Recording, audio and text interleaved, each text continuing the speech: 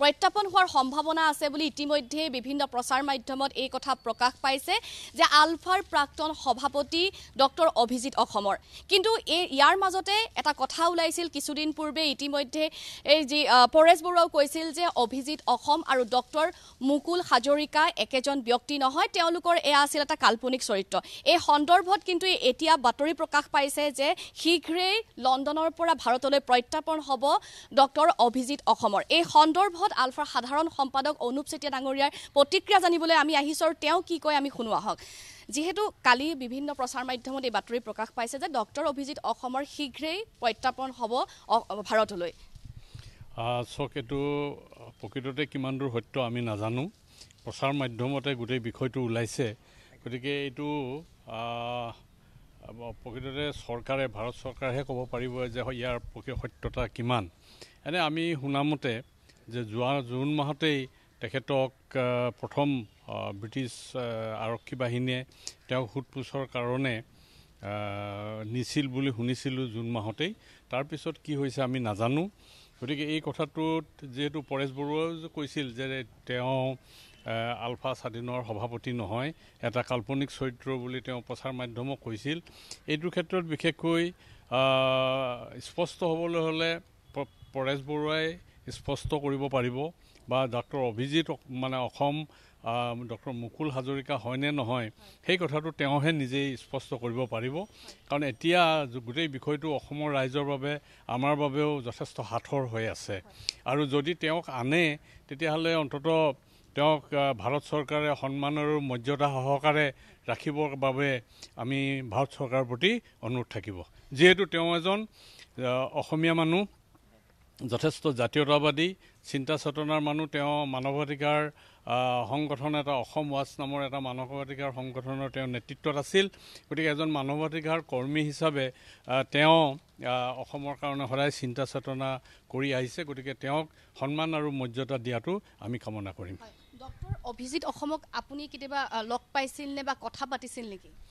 হয় ডক্টৰ অভিজিত অসম প্ৰথম ময়ে 1992 চনত আমাৰ সংগঠনৰ সৈতে যোগাযোগটো স্থাপন কৰিছিলোঁ তেওঁক প্ৰথমে টেলিফোনে যোগাযোগ কৰিছিলোঁ তাৰপিছত তেওঁ ঘৰলৈও গৈছোঁ মই লণ্ডনলৈ গৈছোঁ তেওঁৰ এলটন নামৰ এটা সৰু গাঁও এখনত মিডলছবৰোৰ ওচৰত তেওঁ বসবাস কৰে গতিকে তেওঁৰ সৈতে ভালেমান কেইবাৰ মই জাতিসংঘতো লগ পাইছোঁ বা ইউৰোপৰ বিভিন্ন ঠাইত বিভিন্ন ছেমিনাৰ আদিতো তেওঁ লগ পাইছোঁ আৰু এইটো কথা ঠিক তেওঁৰ যিটো চিন্তা চেতনা সদায় জাতীয়তাবাদী মানসিকতা তেওঁ আছে জাতিটোক তেওঁ ভাল পায় আৰু সেইটো কাৰণেই তেওঁ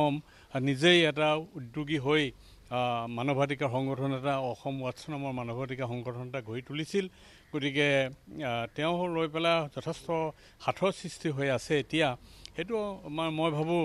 যে পৰেশ বৰুৱা আৰু ডক্টৰ অভিজিত অসম বা ডক্টৰ মুকুল হাজৰিকা তেওঁলোকেহে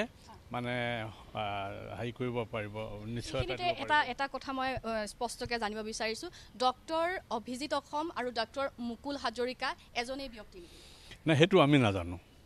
পৰেশ বৰুৱাই যিহেতু কৈছে তেওঁ একেজন নহয় বুলি আৰু যিহেতু তেওঁক মই অভিজিত অসম হিচাপে পোৱা নাই কেতিয়াও কাৰণ মই তেওঁক ডক্টৰ মুকুল হাজৰিকা হিচাপে পাইছিলোঁ গতিকে মুকুল হাজৰিকাই ডক্টৰ অভিজিত অসম হয়নে নহয় সেইটো মই নাজানো আৰু ডক্টৰ মুকুল হাজৰিকা আপুনি যিজন ব্যক্তিৰ ব্যক্তিত্বৰ কথা ক'লে সেইজন আচলতে ডক্টৰ মুকুল হাজৰিকাৰ কথাহে মই কৈছোঁ আৰু যোনটো পৰেশ বৰুৱা ডাঙৰীয়া ইতিমধ্যে কৈছে যে ডক্টৰ অভিজিত অসম এটা কাল্পনিক চৰিত্ৰ সেই বিষয়ত আপুনি কি ক'ব নাই এইটো এটা পৰেশ বৰুৱাই যিহেতু তেওঁ কৈছে কথাখিনি কিমান সত্যতা আছে এতিয়ালৈকে যিহেতু আমাৰ হাতত কোনো প্ৰমাণ নাই যে অভিজিত অসমেই ডক্টৰ মুকুল হাজৰিকা গতিকে এইটো আমি নিশ্চয়কৈ ক'ব নোৱাৰোঁ বৰ্তমানলৈকে পৰেশ বৰুৱাই যিহেতু স্পষ্টীকৰণ দিছে সেইটোকেই মই সঁচা বুলি ভাবি আছোঁ আৰু যদি ভাৰত চৰকাৰে কিবা তথ্য সহকাৰে কিমান প্ৰমাণ পাইছে সেইটো কথাটো অন্ততঃ ভাৰত চৰকাৰেহে তাৰ স্পষ্টীকৰণ দিব পাৰিব বা সেইটো প্ৰমাণ কৰিব পাৰিব আপুনি আচলতে লণ্ডনত যিজন ব্যক্তি ঘৰলৈ গৈছিলে বা যাৰ লগত কথা পাতিছে যাৰ আপোনালোকৰ সংগঠনৰ প্ৰতিও হয়তো তেওঁ আস্থা আছিলে সেইজন আচলতে ডক্টৰ মুকুল হাজৰিকা হয় হয় হয় তেওঁ ডক্টৰ মুকুল হাজৰিকা তেওঁ অৰিজিনেল ঘৰ নগাঁও জিলাৰ পুৰণি গুদামত তেওঁ এগৰাকী কন্যা আছে দুবৰী নামৰ কন্যাগৰাকী ইতিমধ্যে বিয়া হৈছে বুলি লণ্ডনতে বিয়া হৈছে বুলি শুনিছোঁ অভিজিত অসমক কেতিয়াও লগ পোৱা নাই? না অভিজিত অসমক মই কেতিয়াও পোৱা নাই। আৰু এটা কথা আমি গম পাইছোঁ যে কেন্দ্ৰীয় চৰকাৰৰ লগত আলোচনাপন্থী আলফাৰ যে আলোচনা প্ৰক্ৰিয়া সেয়া খচৰা প্ৰস্তুত কৰিছে বুলিও ইতিমধ্যে বাতৰি ওলাইছে, এয়া কিমান দূৰ সত্য? চাওক, আমাৰ আলোচনা প্ৰক্ৰিয়াটো একেবাৰে চূড়ান্ত পৰ্যায়ত আছিল, চুক্তি কৰিব পৰা অৱস্থাত আছিল। আমি এবাৰ বা এদিন বা দুদিন যদি বহোঁ তেতিয়াহ'লে একেবাৰে চূড়ান্ত ৰূপ দিব পৰা যাব। আৰু এইটো ক্ষেত্ৰত বিশেষকৈ আমি যিখিনি দাবী দিছিলোঁ, আমি দাবী চনত অসম জাতীয় পৰিষদ মানে এই যিখন কমিটি গঠন ডক্টৰ হীৰেণ গোহাঁইৰ নেতৃত্বত যিখন অভিৱৰ্তনৰ কমিটি গঠন কৰি দিছিল, সেই কমিটিয়ে যিখন দাবী চনদ প্ৰস্তুত কৰি দিছিল, সেই দাবী চনদৰ ওপৰত ভিত্তি কৰি আমি যিটো মানে চূড়ান্ত চুক্তিৰ পৰ্যায়লৈ গৈছিলোঁ। আৰু সেইখিনিত ভাৰত চৰকাৰে কিখিনি মানি লয় আৰু গোটেইখিনি যদি মানি লয়, সঁচাই সি আমাৰ বাবে অসমৰ বাবে এটা আদৰণীয় হ'ব বুলি মই ভাবোঁ। যিহেতু আমি তাক সাংবিধানিক সুৰক্ষাৰ কথা, ৰাজনৈতিক অধিকাৰৰ কথা, ভূমিৰ অধিকাৰৰ কথা, গোটেইখিনি বিষয়ে আমি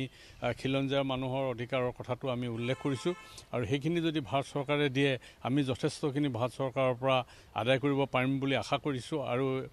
অসমৰ ৰাইজো সন্তুষ্ট হ'ব বুলি আমি আশা কৰোঁ। আৰু এতিয়া যিহেতু অন্তিম পৰ্যায়ত আছে, যোৱা জানুৱাৰী 2020 চনৰ পৰা আমাৰ সৈতে কোনো যোগাযোগ তেনেকৈ ভাৰত চৰকাৰে কৰা নাই, মধ্যস্থতাকাৰীও পৰিৱৰ্তন কৰিছে। গতিকে ইয়াৰ পিছত যদি ভাৰত চৰকাৰে প্ৰকৃততে তেওঁলোকে আলোচনাৰ এটা গ্ৰহণযোগ্য সমাধান কৰাৰ বাবে চুক্তি লৈ যোৱাৰ বাবে সিদ্ধান্ত গ্ৰহণ কৰে, সি সঁচাই আমাৰ বাবে আদৰণীয় হ'ব। এই আলোচনাখনৰ একেবাৰে শেষৰ যিখন আপোনালোকৰ আলোচনা হ'ব চূড়ান্ত, তাত যদি পৰেশ বৰুৱা উপস্থিত নাথাকে তেনেহ'লে আলোচনা সম্পূৰ্ণ হ'বনে? নহয়, এতিয়াতো পৰেশ বৰুৱাৰ লগত কথা নাই। এতিয়াতো সংযুক্ত মুক্তি বাহিনী অসমৰ লগতে ভাৰত চৰকাৰে আলোচনা কৰি আছে, কাৰণ পৰেশ বৰুৱাটো তাত নাই। পৰেশ বৰুৱাটো সম্পূৰ্ণ এটা স্বতন্ত্ৰ সংস্থা, আলফা স্বাধীনৰ তেওঁ বৰ্তমান সভাপতি। গতিকে তেওঁৰ লগত আমাৰ কোনো সম্পৰ্ক নাই। গতিকে ভাৰত চৰকাৰে যদি ইচ্ছা কৰে তেতিয়াহ'লে সংযুক্ত মুক্তি বাহিনী অসমৰ লগত যিকোনো অৱস্থাতে চুক্তি কৰিব পৰা সেইখিনি ক্ষমতা ভাৰত চৰকাৰৰ নিশ্চয় আছে, সেই তেওঁলোকে কৰিব পাৰে। আৰু এয়া আছিল আচলতে সাধাৰণ সম্পাদকগৰাকীয়ে দিয়া মন্তব্য। যিহেতু অভিজিত অসমে ডক্টৰ মুকুল হাজৰিকা হয় নে নহয় সেয়া পৰৱৰ্তী সময়ত স্পষ্ট হ'ব, যিহেতু তেওঁৰ ব্ৰিটিছ চৰকাৰে ভাৰতলৈ প্ৰত্যাৰ্পণৰ ব্যৱস্থা কৰিছে। ব্যৱস্থাৰ পাছতহে আচলতে পোহৰলৈ আহিব এজনেই ব্যক্তি দুটা নাম নে আচলতে দুজন ব্যক্তি দুটা নাম।